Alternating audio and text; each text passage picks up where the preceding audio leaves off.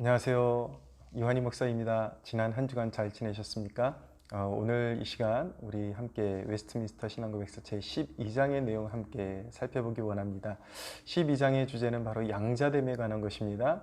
우리가 이 양자됨에 관한 주제를 잘 이해하게 되면 왜 하나님께서 성경을 통해서 우리에게 누누이 염려하지 말아라, 내일 일을 염려하지 말아라 라고 말씀하시는지 우리는 더 깊이 이해할 수 있게 되고 전능하신 하나님 아버지를 향한 더 깊은 신뢰 속으로 우리는 들어갈 수 있게 될 것입니다.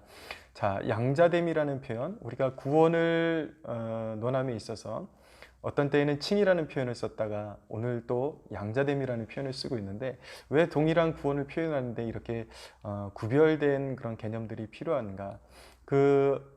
하나님의 구원 역사 속에 일어나는 그런 어떤 영적인 사건들의 그 특징이 그 특징들의 개념에 따라서 우리에게 주어지는 어떤 영적인 그런 실효성의 그런 차이들, 그리고 영향력의 차이들, 이런 것들이 있기 때문에 이런 것들을 구별해서 볼 필요가 있게 되는 것입니다.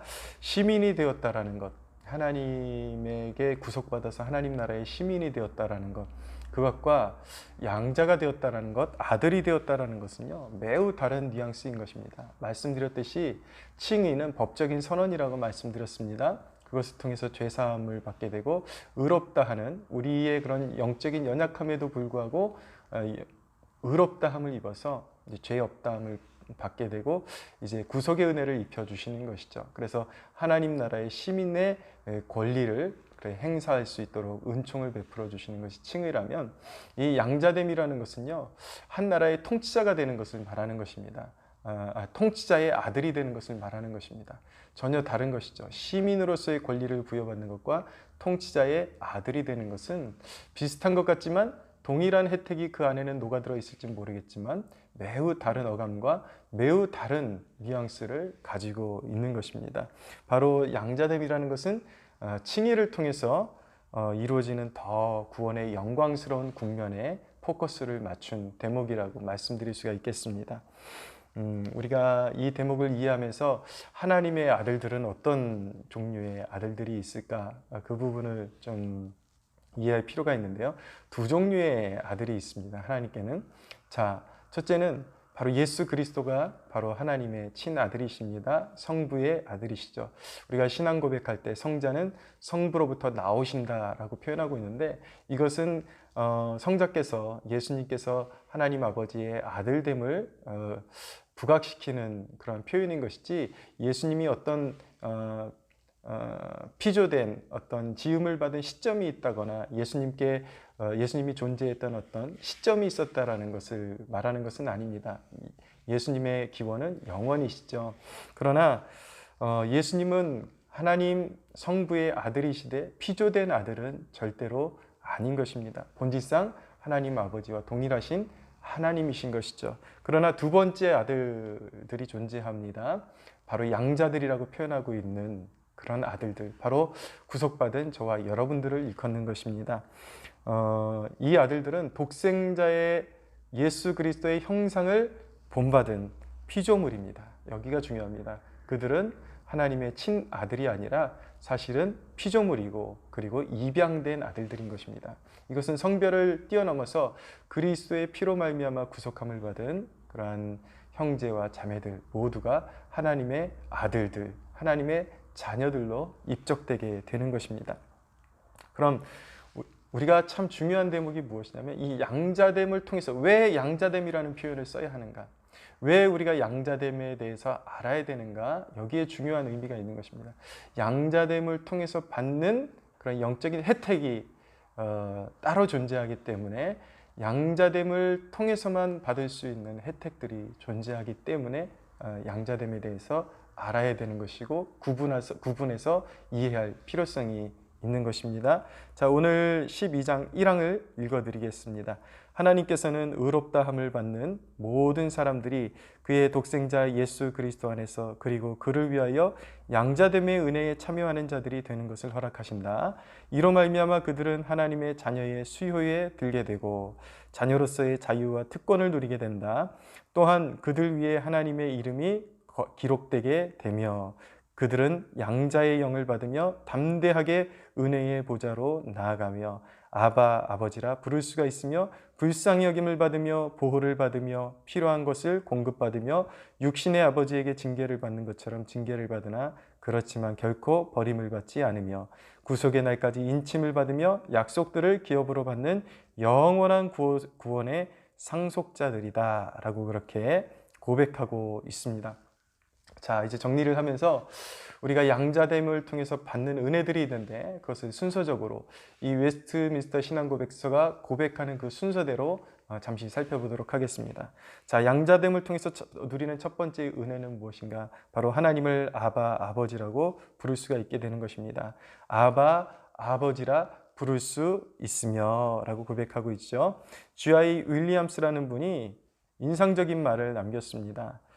보편적인 부자관계는 사탄과 인간 사이에만 존재하고 있다라고 그렇게 표현하고 있습니다. 무슨 말인가? 우리가 통상적으로 그냥 보편적인 이해 안에서 모든 피조물들, 모든 사람들은 하나님의 피조된 자녀들이다 그렇게 표현을 하지만 사실은 구원론적 입장에서 보면은 모든 사람이 하나님의 아들은 아닌 것입니다. 분명히 예수 그리스도 안에서 구속받은 자녀들만이 아들들인 것이고 보편적으로 죄 가운데 거하고 있는 사람들은 바로 마귀의 아들들인 것이죠. 이것은 신학적인 개념이 아니라 분명히 예수님께서 요한복음 8장에 너희의 아비는 마귀, 너희는 마귀에서 태어났다. 너희의 아비는 마귀다 라고 그렇게 예수님을 배척하는 종교인들을 향해서 예수님께서 분명히 그렇게 말씀하신 바가 있는 것입니다. 그런 면을 생각할 때 인간이 죄로 타락해서 마귀를 아버지로 모시고 살아갈 수밖에 없는 그런 죄의 종노릇하고 결국 사망과 멸망에 빠질 수밖에 없었던 위치에서 그 영적인 위치가 바뀌어서 의롭다함을 받고 하나님을 아빠, 아버지라고 부를 수 있게 되었다는 것이 그것이 얼마나 큰 은혜인지 우리의 그런 본래에 우리가 처해 있던 영적인 상태를 생각할 때 우리의 영적인 기쁨은 더욱더 커질 수밖에 없는 것입니다. 구약에는 오로지 대제사장만이 하나님의 임재가 있는 처소였던 지성소에 들어갈 수가 있었습니다. 그것도 대제사장이 1년에 딱 한 번 피를 가지고 들어가서 제사를 드릴 수가 있었죠. 그나마도 제사장이 부정하면 하나님의 영광 가운데 죽임을 당할 수밖에 없었던 것입니다. 구약 성경에 그렇게 하나님의 영광을 직접적으로 볼 수 있었던 사람이 모세와 그리고 1년에 한 번씩 지성소로 들어갈 수 있었던 대제사장들이 있었는데 저는 과연 그들조차도 하나님을 아버지라고 부를 수 있는 용기가 있었을까? 그런 것이 자연스러웠을까? 그런 혜택을 누리면서 살았을까라는 의구심을 갖게 됩니다. 그런데 성경을 곰곰이 묵상할수록 거의 그런 혜택을 그들은 누리면서 살지 못했던 것 같습니다. 이사야서 63장 15절에 보면 그는 우리의 아버지이시라라는 분명한 표현이 있죠. 그러나 이스라엘 백성들의 그런 문화와 그들이 어떻게 하나님을 섬겨왔는지 그런 구약적인 개념들을 바라볼 때에 모세와 대제사장들조차도 감히 하나님을 아빠 아버지라고 부르지는 못했을 것이라 그렇게 친근한 표현을 사용하지는 못했을 것이라는 유추를 할 수 있게 됩니다. 왜냐하면 이스라엘 백성들은 하나님을 너무나도 어려워했기 때문에 여호와라는 단어 자체도 그들은 발음을 할 수가 없었고 이름을 함부로 부를 수가 없었습니다.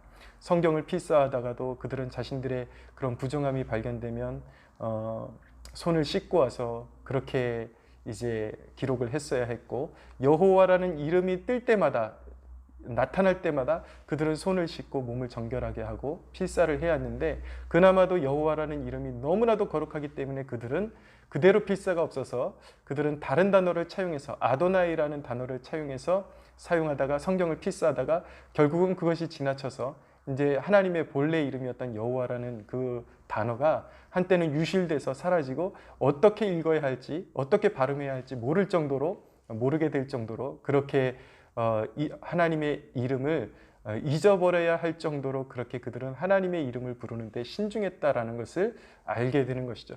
그런 것들을 고려했을 때에 구약의 백성들이 아무리 하나님과 친밀하고 하나님의 그 지성소로 들어가는 은혜를 누리는 사람들이었다 할지라도 그들이 과연 하나님을 아버지라고 습관처럼 아버지라고 부를 수 있는 은혜를 누렸을까라는 질문은 회의적일 수밖에 없는 것입니다.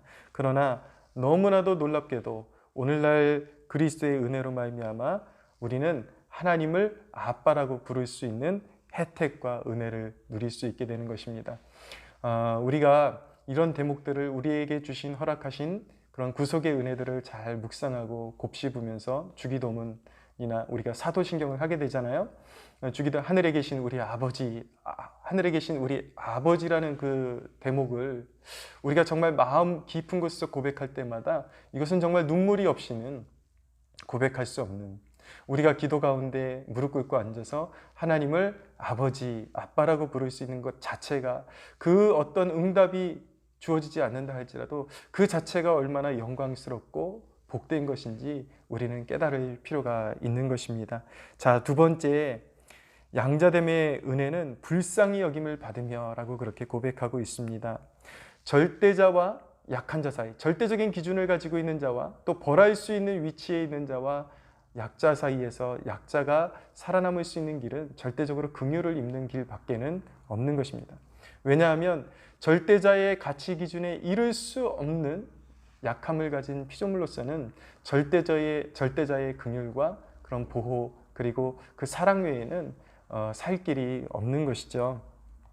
여러분, 왜 우리가 구원에 관해서 이야기할 때에 철저히 하나님의 긍휼만이 우리가 살 길인가라는 질문을 곱씹고 또 곱씹어 볼 필요성이 있습니다.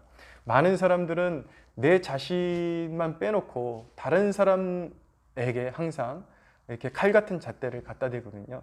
저마다 마음속에 어떤 기준을 갖고 있습니다. 어떤 이 정도 수준이 되지 않으면 사람들은 구원에 이를 수 없을 거야. 내가 생각하는 이 정도 수준에까지 이를 수 없는데 저 사람들이 어떻게 구원받아? 그렇게 어떤 가혹하고 절대적인 그런 이제 어떤 기준을 이제 사람들에게 갖다 대거든요. 근데 여러분, 우리가 사회 속에서 사람들이 자기 자신에 대한 그 고찰을 얼마나 소홀히 하는지 우리가 한번 생각해 볼 수 있는 그런 사건들이 종종 일어나는데, 최근에 그런 어떤 그런 아이들 키즈존에서 일어났던 교통사고 때문에 민식이법이라는 것이 발의가 되었습니다. 근데 많은 사람들이 처음에는 이 민식이법이라는 것이 무엇입니까? 이 아동존에서, 이 스쿨존에서 차가 어떤 이유로든지 본의로 그랬든지 실수로 그랬든지 아이에 대해서 어떤 상해를 입히거나 교통사고가 났을 때 무조건 가혹한 그런 페널티를 주고 처벌을 하는 그런 이제 법안이잖아요. 근데 사람들이 이 민식이 부모님이 불쌍하다라는 이유로 감정에 치우쳤을 때는 그런 법안을 발의해야 된다고 그렇게 이제 함께 이제 소리쳤다가 막상 이 법이 발의가 되고 이제 실행이 되니까 어떻게 됩니까? 그 잣대가 자기에게로 오니까 이건 너무 가혹한 거예요. 그러니까 이제 또 막 그것을 민식이 법안을 폐지시켜야 된다라는 그런 어떤 청원이 쇄도한다라는 말을 듣지 않습니까? 이 말씀을 드리는 것은 그러니까 자식을 잃은 부모의 마음을 몰라서가 아니라 우리가 그 어떤 그런 아픔을 표현할 때에 정말 감정적으로만 표현해서는 안 된다라는 것, 그리고 이 대목을 통해서 어떤 엄격한 잣대가 내 자신에게 주어졌을 때 우리는 그것을 감당할 수 있는가라는 질문을 해보아야 한다라는 것을 이야기하고 싶은 것입니다. 우리는 실수하거든요. 그러니까 사람들이 그냥 감정적으로 이야기할 때는 무조건 그런 실수하는 사람들은 다 어떻게 해야 된다, 구속시켜야 된다,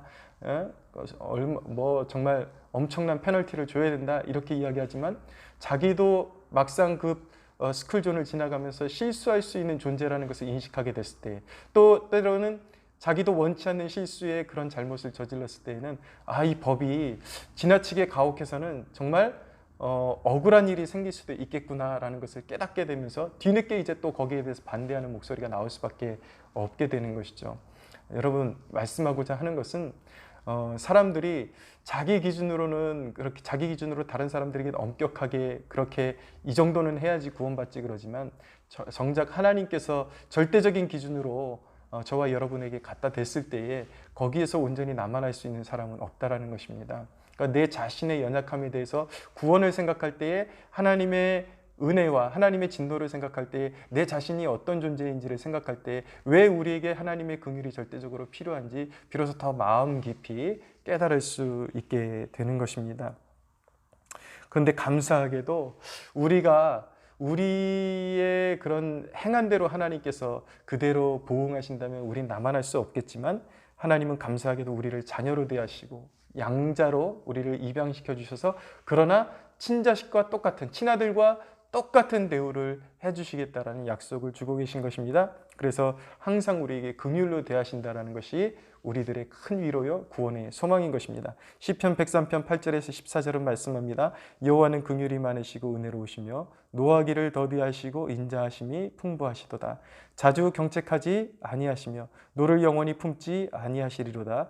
우리의 죄를 따라 우리를 처벌하지 아니하시며 우리의 죄악을 따라 우리에게 그대로 갚지는 아니하셨으니 이는 하늘이 땅에서 높음같이 그를 경외하는 자에게 그의 인자하심이 크심이로다. 동이서에서 먼 것 같이 우리의 죄가를 우리에게서 멀리 옮기셨으며 아버지가 자식을 긍휼히 여김같이 여호와께서는 자기를 경외하는 자를 긍휼히 여기시나니 이는 그가 우리의 체질을 아시며 우리가 단지 먼지뿐임을 기억하심이로다. 사랑하는 여러분, 여러분 자신이 연약한 자임을 깨닫고 계십니까? 그런 다른 사람들에게도 더 관용할 수 있는 여러분들 되시기를 바랍니다. 자, 세 번째, 양자됨의 은혜는 무엇이냐면 보호를 받으며 라고 그렇게 고백합니다. 자녀됨이라는 것은 얼마나 큰 축복인가요? 설령 우리가 어떤 정말 악한 자들과 함께 이렇게 어울려서 잘못을 저질러도 우리의 심판을 하나님께서 마귀에게 맡기지 않으신다라는 것, 악한 자에게 우리를 향한 판단을 맡기지 않으신다라는 것이 바로 자녀들의 축복인 것입니다. 하나님께서는 우리가 허물이 있고 죄악이 있어도 사탄의 참소를 막아주시고 사탄은 끊임없이 우리에게 이 영혼은 지옥불에 던져도 마땅하다라고 그렇게 참소를 하거든요. 그러나 하나님께서 그것을 딱 막아주시고 하나님 선에서 그것을 해결해 주시는 것, 그것이 바로 자녀된 하나님의 아들들에게 주시는 큰 축복인 것이죠. 그래서 하나님께서는 그렇게 죄악 속에서도 보호해 주시고 우리가 당하는 시험과 환난에서 끝까지 보호해 주시는 은혜를 허락해 주시는 것입니다. 네 번째로 양자됨의 은혜는 필요한 것을 공급받으며 라고 그렇게 고백하고 있는 것입니다. 점점 신학이 이성적이 되어가고 철학적인 개념이 들어오면서 영적인 은혜라고 말하면 재정과 어떤 건강 같은 주제는 무시되는 추세로 가고 있습니다. 사실 건강도 필요하고 물질도 필요하면서 많은 그리스도인들이 그것을 논하면 마치 세속적이고 속된 것처럼 그렇게 치부를 하는 시대가 되어버렸습니다. 사실은 물질과 건강을 이야기하는 것이 속된 것이 아니라 물질과 건강을 하나님의 뜻대로 사용하지 못하는 것이 속된 것이죠. 우리는 건강도 필요하고 물질적인 은혜도 분명히 필요한 것입니다. 이것을 영적인 것과 나눠서 구별하는 것은 바로 이원론이고 그것은 올바른 신앙의 개념이 아니라는 것을 우리가 알기 원합니다.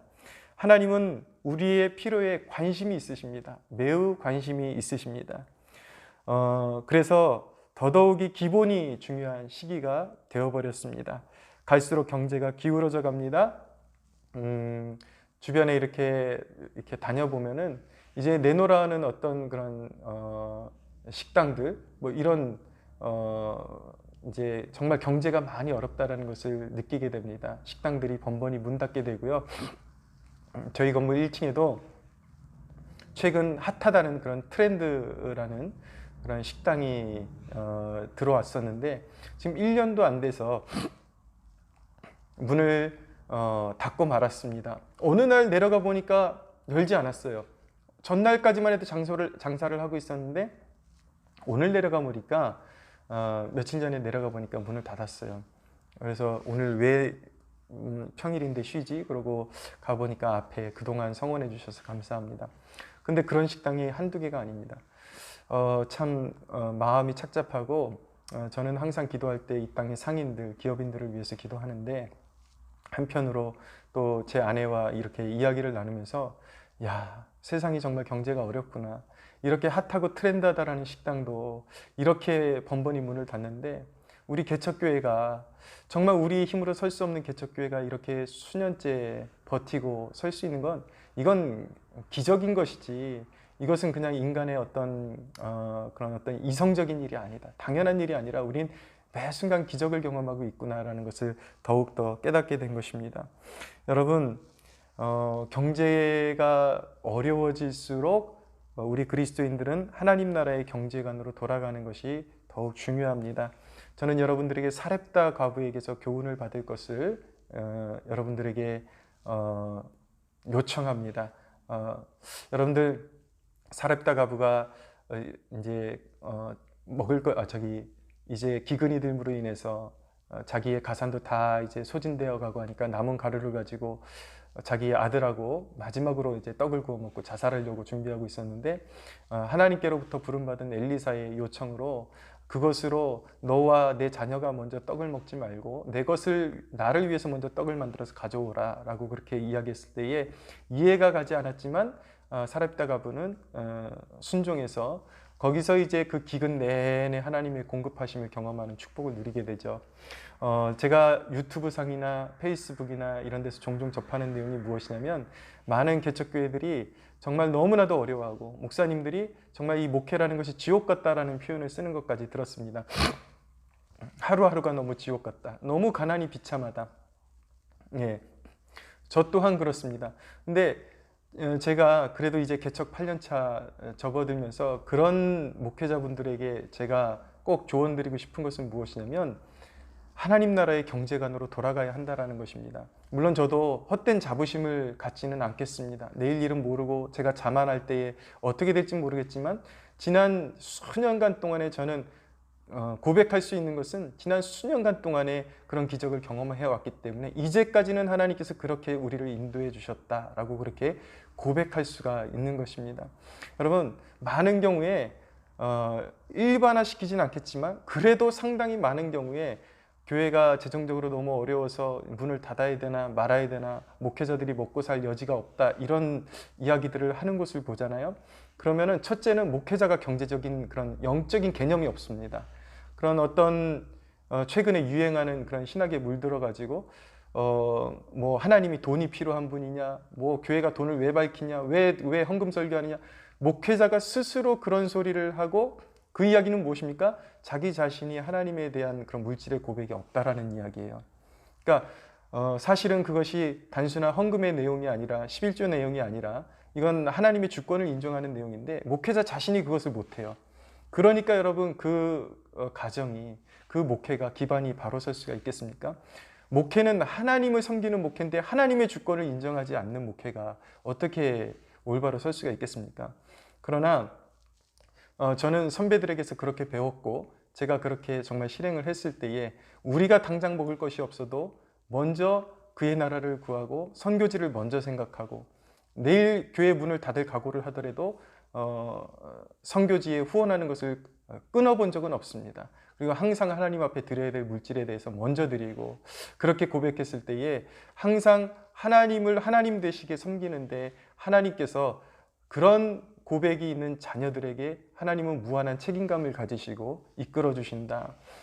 그것은 저만의 그런 어떤 경험이 아니라 이 길을 먼저 걸어갔던 그런 믿음의 선배들이 항상 동일하게 경험했던 그런 믿음의 고백이라고 말씀드릴 수가 있는 것입니다. 사랑하는 여러분, 하나님은 자녀들의 필요를 공급하십니다. 믿으시고 이 난국을 영적인 그런 재정적인 원리로서 잘 승리할 수 있는 여러분들 되시기를 축복합니다. 다섯 번째, 양자됨의 은혜는 육신의 아버지에게 징계를 받는 것처럼 징계를 받으나 라고 고백합니다.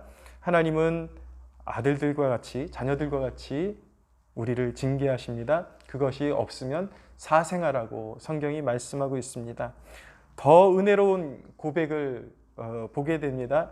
여기서 징계를 받지만 그렇지만 결코 버림을 받지 않으며 구속의 날까지 인치심을 받으며 라고 그렇게 고백하는 것입니다. 하나님은 자녀들이 잘못할 때에 필요에 의해서 그것도 매번 하나님께서 그렇게 징계하시는 것이 아니라 어지간할 때는 하나님께서 눈 감아 주십니다. 그러나 정말 우리가 양심을 망각하고 그대로 내버려둬서는 안 되는 일들에 대해서는 하나님께서는 반드시 징계하십니다. 그러나 더 큰 은혜는 그렇지만 버리지 않으시고 구속의 날까지 인치셔서 끝까지 이끌어 주신다. 이것이 바로 양자됨의 은혜 중에 은혜요. 양자됨의 면류관 중에 면류관이라고 말씀드릴 수가 있는 것입니다. 자, 여섯 번째 축복은 무엇입니까? 여섯 번째 은혜는 약속들을 기업으로 받는 영원한 구원의 상속자들이다 라고 그렇게 고백하고 있는 것입니다. 자, 여러분, 구원의 서정의 연결이 어떻게 가능할까요? 한 사람이 칭의의 은혜를 누리고 양자됨, 그리고 성화와 영화에 이르는 것이 한 호흡이기도 하면서 단번에 이루어진 사건이면서 지금 성취되어져 가는 사건인데, 한번 칭의를 받고 양자됨을 얻은 백성들은 하나님께서 영원토록 보존하신다라는 이 축복이 어떻게 이어질 수가 있는가? 그리고 하늘의 상급을 우리가 어떻게 보장받을 수가 있는가? 우리는 때때로 넘어지기도 하는데요. 철로역정, 존 버년의 철로역정이라는 책에 보면 이런 대목이 있습니다. 이제 그런 어떤 주인공이 어떤 난로를 보고 있는데 벽난로가 꺼져갈 만하면은 다시 불길이 살아나고, 꺼져갈 만하면 다시 불길이 이제 살아나고, 이게 이런 장면을 보면서 너무 신기해가지고 벽난로 뒤쪽으로 가봤더니 성령님께서 불이 꺼질 만하면 이 벽난로가 이 신도의 그 심령을 의미하는 것이었습니다. 기름을 부으시고 꺼져갈 만하면 기름을 부으시고, 그래서 살려주시고 믿음의 여정을 걷게 하시고 시험과 환난을 통과하게 하시고, 이런 구속의 은혜를 보여주는 대목인 것이죠. 양자된 하나님의 자녀들에게 이러한 축복이 있음을 믿으십시오. 마지막으로 적용 한 가지 하고 정리하겠습니다. 여러분, 저는 목회자로서 성도들에게 진심으로 전해주고 싶은 것은 아버지의 자상하심입니다. 그런데 안타깝게도 여전히 결단하지 못하고 있는 사람들에게 그런 불신하는 자들, 그리고 그런 불신하는 자들에게 임하는 하나님의 진노에 대해서 그 선에서만 주기적으로 계속해서 이야기해야 되고, 하나님의 더 좋으심에 대해서 진도가 나갈 수 없는 그런 상태에 있는 그런 성도들을 볼 때 너무 가슴이 아픕니다. 하나님은 자녀들을 인도하시고 계획을 하나님의 계획 가운데로 인도하시고 끊임없이 공급하시는데, 자기 힘으로 허우적거리니까 가라앉을 수밖에 없는 것이죠. 믿음으로 결단하고 안으로 들어오면 밖에서는 태풍이 불고 불길이 휩싸이고 화마가 휩싸이고, 그래도 그 믿음의 문을 들고 와서 그리스도 안으로 들어오면 아버지의 영원하신 사랑과 진정한 평안과 고요함과 은혜를 영생토록 누릴 수 있게 되는데, 그것이 그리고 믿음의 실제인데 왜 그 세계를 마다하고 그렇게 혼자 살겠다고, 스스로의 힘으로 살겠다고 그렇게 허우적거리고 있는가? 너무 가슴이 아픕니다. 사랑하는 여러분, 찬양의 가사 중에 그런 찬양의 가사 있지 않습니까? 주의 은혜를, 주의 선하심을 생각해보라. 하늘보다 더 높으신 아버지의 사랑 크고 놀랍네. 우리를 향하신, 저와 여러분을 향하신 아버지의 사랑은 한이 없는 놀라운 사랑인 것입니다. 아버지 품에 거하는 삶은 기도하고 신뢰하고, 그리고 아버지께서 우리의 삶 가운데 행하실 일들을 소망하는 것, 그것이 바로 아버지 품에 거하는 삶인 것입니다. 사랑하는 여러분, 낙심하신 분들 있습니까? 오늘 양자됨의 은혜를 생각하면서 하나님의 자녀들을 향하신 구속의 은혜는 계속된다. 하나님의 보호와 은혜는 영원토록 쇠하지 않는다. 하나님의 교회를 하나님께서 하나님의 생명을 다해서 지키신다라는 그 확신 가운데 서시는 여러분들이 되시기를 예수님의 이름으로 축복합니다.